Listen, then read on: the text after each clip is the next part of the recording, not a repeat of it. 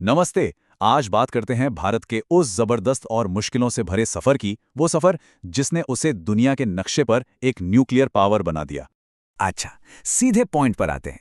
क्या कभी सोचा है कि एक वक्त ऐसा भी था जब दुनिया के बड़े बड़े पावरफुल देश सब मिलकर भारत को न्यूक्लियर पावर बनने से रोकने में लगे थे, लेकिन भारत ने हार नहीं मानी।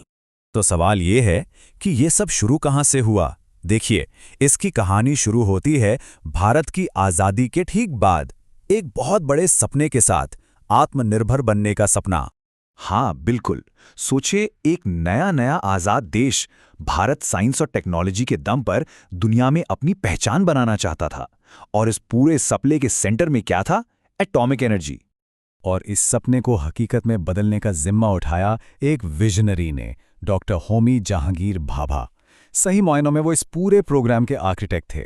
उनका बस एक ही जुनून था, भारत को साइंस में सेल्फ रिलायंट यानी आत्मनिर्भर बनाना। अब देखिए, डॉक्टर भाभा को सपोर्ट मिला उस वक्त के प्राइम मिनिस्टर जवाहरलाल नेहरू का। नेहरू जी भी साइंस को बहुत आगे बढ़ाना चाहते थे। उनका विजन कह सकते हैं काफी आइडियलिस्टिक था। वो चाहते थे कि एटॉमिक एनर्जी का इस्तेमाल सिर्फ और सिर्फ शांति के कामों के लिए हो, डिस्ट्रक्शन के लिए नहीं। लेकिन ये रास्ता आसान बिल्कुल नहीं था। मतलब फूलों की सेज नहीं, कांटों भरा ताज था। भारत को जबरदस्त इंटरनेशनल प्रेशर झेलना पड़ा और मुश्किलें एक नहीं अनेक थीं। और मजे की बात यह है कि चैलेंज सिर्फ बाहर से नहीं था, देश के अंदर भी अपनी मुश्किलें थी। भाई, हम एक डेवलपिंग देश थे, हमारे पास ना तो उतने रिसोर्सेज थे और ना ही कोई बहुत एडवांस टेक्नोलॉजी। और यही कहानी में आता है एक बड़ा ट्विस्ट। शुरू शुरू में तो अमेरिका और कनाडा जैसे देशों ने हमारी मदद की, लेकिन फिर आया कोल्ड वॉर का दौर। न्यूक्लियर वेपन्स को फैलने से रोकने की बातें होने लगी।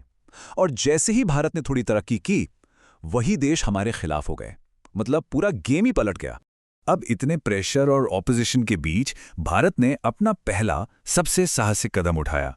एक ऐसा कदम जिसने पूरी दुनिया को सच में हिलाकर रख दिया। ये साल था 1974। भारत ने अपना पहला न्यूक्लियर टेस्ट सक्सेसफुली कर दिखाया। कोड नेम था स्माइलिंग बुद्धा। और ये भारत के लिए एक हिस्टोरिक मोमेंट था, एक मील का पत्थर। इस टेस्ट के बाद तो मानो पूरी दुनिया में भूचाल आ गया। किसी ने सोचा भी नहीं था कि एक डेवलपिंग कंट्री जो अभी अभी आज़ाद हुआ है, वो ऐसा कुछ कर सकता है।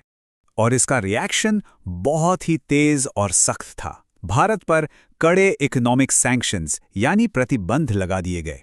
इतना ही नहीं, एक नया ग्रुप बना दिया गया, न्यूक्लियर सप्लायर्स ग्रुप यानी एनएसजी।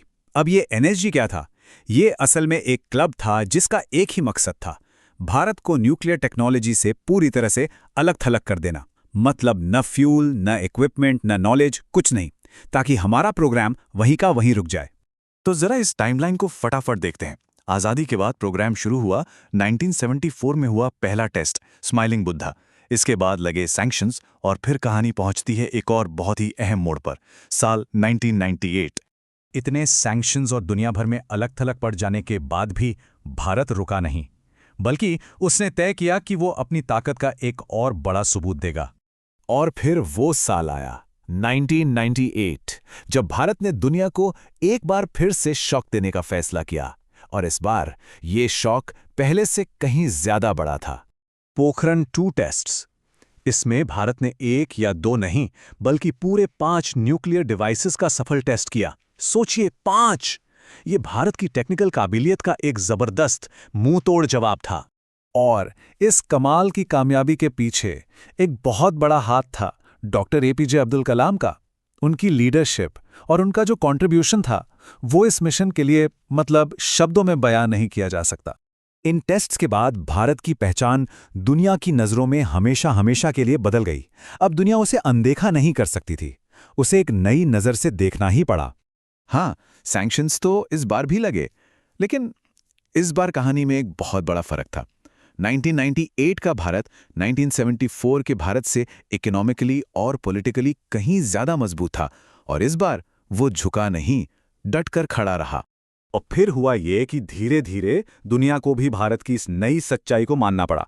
भारत ने यह साबित कर दिया कि वो सिर्फ एक न्यूक्लियर पावर नहीं, बल्कि एक जिम्मेदार न्यूक्लियर पावर है। तो देखिए, आखिर में ये समझना बहुत जरूरी है कि भारत का न्यूक्लियर पावर बनना सिर्फ ताकत की कहानी नहीं है।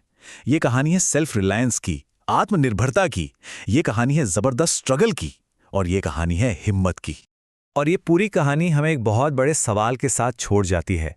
क्या न्यूक्लियर पावर बनना किसी भी देश के लिए सेल्फ रिलायंस का, आत्मनिर्भरता का सबसे बड़ा इम्तिहान है? सोचेगा ज़रूर इस बारे में।